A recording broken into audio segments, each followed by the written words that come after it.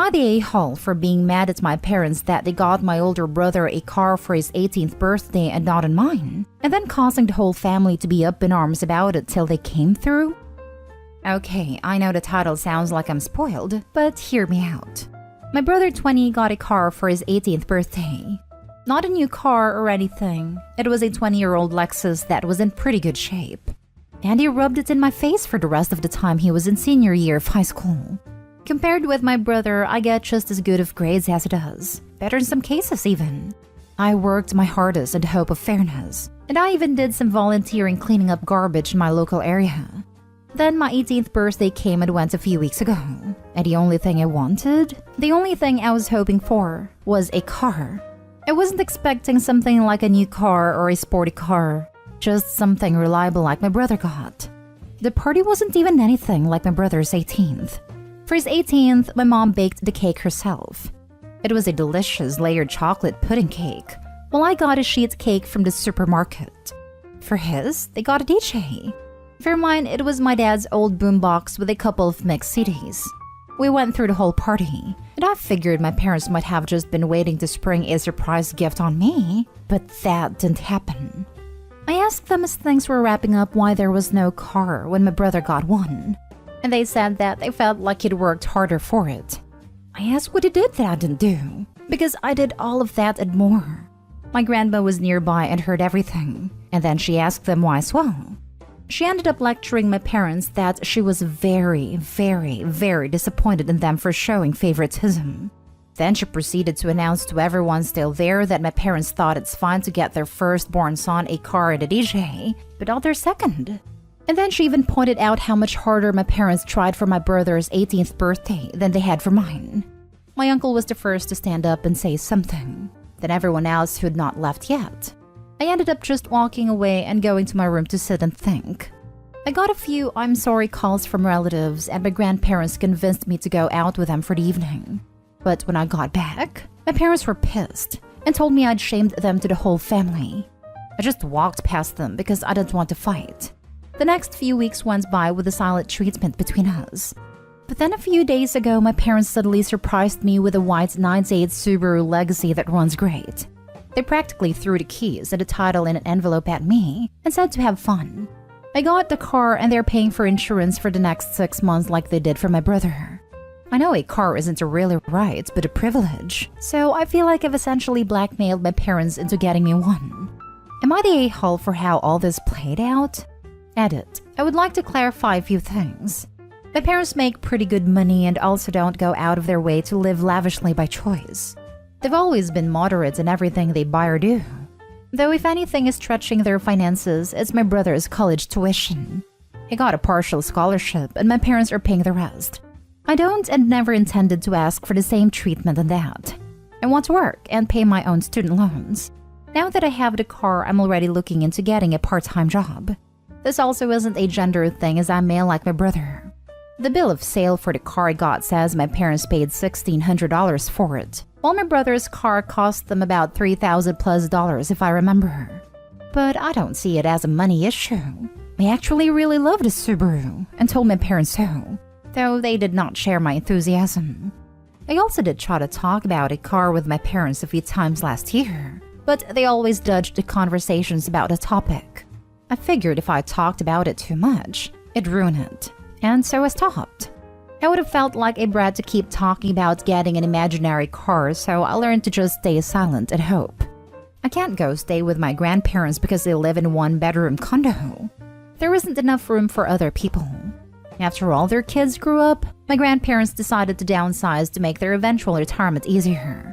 Also, my grandparents know all of the details already, and they tell me that I didn't do anything wrong, and we're already planning on confronting my parents quietly over the car issue. But they took the chance to take care of the matter when they heard me asking my parents about it. As for my brother's 18th birthday party, it was held in 2020 during basically the height of the pandemic. Honestly, we shouldn't have had a big party like that at a time, but my parents insisted. As for my brother himself, he barely speaks to me, even before he left for college. He didn't show up at my 18th birthday party, and I figured that's just because he's busy with college and he's not even in the same state as us anymore. Honestly, I haven't seen or heard from him since Christmas, and even then, the most I got out of him was a mild greeting. I did thank my parents for the car. Enthusiastically thanked them even, but they've barely said a word to me after giving me the Subaru. And when I thanked my parents, they brushed me off and just went inside. It kind of gave off the vibe that they were letting a brat play with this new toy, which was pretty upsetting and one of the reasons I made this post. Added to, there was one more thing I forgot to say. I was really hoping to get the car because I literally couldn't get a part-time job without one. We don't live in the city and we're 10 miles from the nearest public bus stop. I've always had to get rides to go anywhere. Now that I have the car, I intended to look for a part-time after-school job as soon as I can. Now for the top comments. Can we give it up for your grandma? She's awesome. I would have been bummed out too if my siblings received a car and I didn't. Cars are expensive. Did your parents explain why you weren't initially getting a car and why no effort was put into your birthday? Not day haul, by the way. My siblings all got their first cars bought for them and I paid for my own. Always bummed me out, but it is what it is. And I felt like it was more important to me because I'd earned that car and paid for it with my own money. However, it does suck to feel like they were favored over me, so I get how Opie feels. Same here. Middle child, brother got a car bought for him. Sister got a car bought for her, which was quite a nice car, and she decided she didn't like it, so they bought her another one and kept the one she didn't like for dad. I paid for my own, about half the price of either of their initial cars. I love that car though, ran like a dream. Not day home. The way they got called out by the whole family is hilarious. They're mad they got caught. Good on you, Opie. You just know the parents were ready to revise history and downplay all of Opie's accomplishments, but Grandma didn't let them. Go, Grandma. Opie, your parents were showing obvious favoritism. This isn't Cinderella. They got named and shamed in front of the whole family as they deserve. It's so satisfying to see how the rest of the family stepped in to set things straight. Please don't let this shake your confidence in yourself. You worked hard, and even if your parents refuse to see it, you will meet so many people in your life that will love, appreciate, and respect the effort you put in. Be kind to yourself, Opie. You are not a hole. Not a hole. Golden child BS/favoritism should not be condoned. Good for you that your family stood up for you and you eventually got a car. The manner of which isn't pleasant, but it was worth sticking to your guns. If I was Opie, I'd start staying closer to grandma and uncle instead of these dog crap parents. What pathetic parents, lol, have to be called out by family to just do the basics of treating their kids fairly and decently. Next story. Am I the a-hole for telling my stepdad it's not my job to be a good influence for his kids? This is the dumbest argument I've ever had with adults. I'm 16 female, the steps are 14 female, 10 male, and 9 female. My mom and their dad have been dating a little over a year and are engaged. We just all moved into a new place together because the parents want to blend the families, and no one but them are happy about it. The steps and I made an agreement before they moved in that we all just leave each other alone, because none of us want a new family. But if they need an emergency lift or help with something when the parents aren't around, that's fine. The AITA issue started because I'm a serious athlete, so my lifestyle has to be pretty healthy. I worked out a lot, did I meal prep most of my own food to make sure I keep up with my nutrition plan. The step family have a very different way of doing things, and that's causing some friction.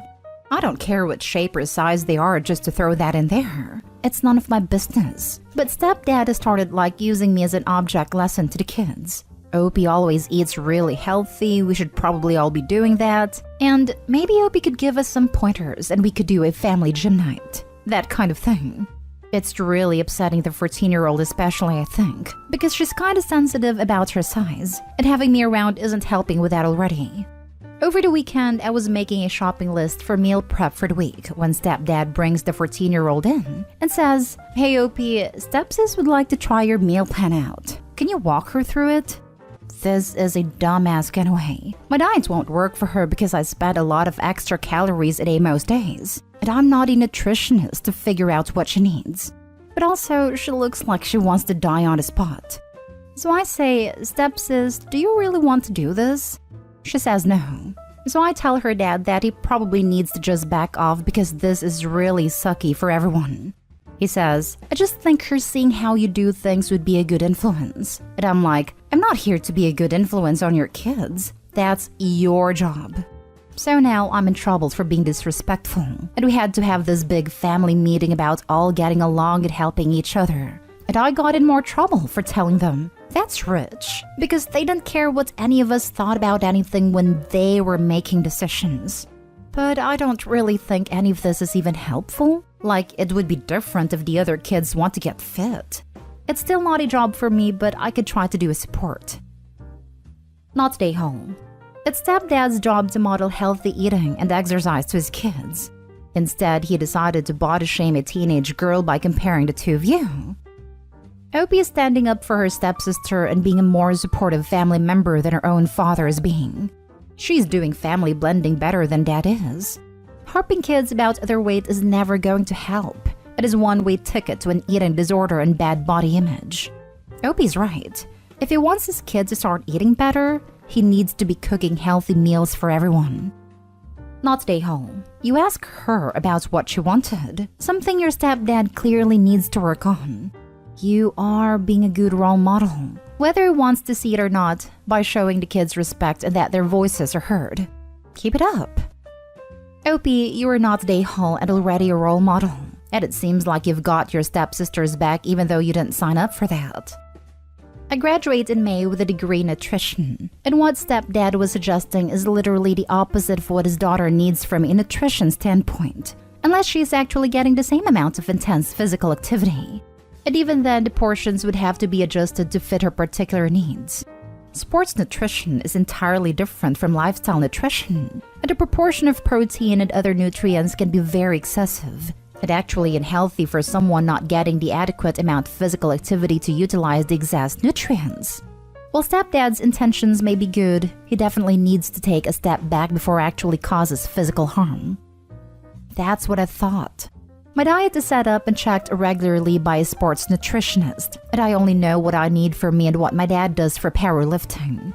Even he tells people to train with him to see a professional for nutrition, because DIY can be dangerous when you need to cut a lot. Now for the last story. Am I the a-hole for refusing to let my mother-in-law spend the night in my bedroom and lock the door? Context. My husband, male 34, and I, female 26, got married 9 months ago. We live in a different town from his parents, and his mom visited us unexpectedly on Friday. Now, to give some context about my mother-in-law, she is okay-ish but has no respect for her son's privacy and, by extension, mine. When it was time to go to bed, mother-in-law requested that we let her sleep in the bedroom, on the master bed. Not just that, but lock the door as well because she explained she can't feel comfortable enough to sleep without locking the door. I found this bizarre, but I politely declined and suggested other options like the guest room, couch, and air mattress. But no, she turned around and presented these options to me. My husband agreed, but I said no, and this initiated an argument between her and I. During the argument, I pointed out how I didn't want to be kept out of my room and away from my stuff, but she lashed out at my husband saying, "Don't you just stand there? Say something." My husband told me to let her, it's just one night, but I told her those were all the options I had for her, and if she didn't like them, then I could book her in a hotel. She took it as in I was kicking her out and started crying, which made my husband upset. She left at 12 a.m. and my husband blew up saying I disrespected his mom who was a guest at our house and treated her poorly. He then reminded me it's our bedroom, not just mine, and I acted horribly to her, causing her to go stay at a hotel in the middle of the night. He went to book a room in the same hotel as her and turned his phone off. The next day, she went home and told the family, who berated me, calling my behavior towards mother-in-law abhorrent and loathsome. Now my husband is complaining about how I keep trying to ruin his relationship with his family and push them away. But I want to know if I was really the a-hole.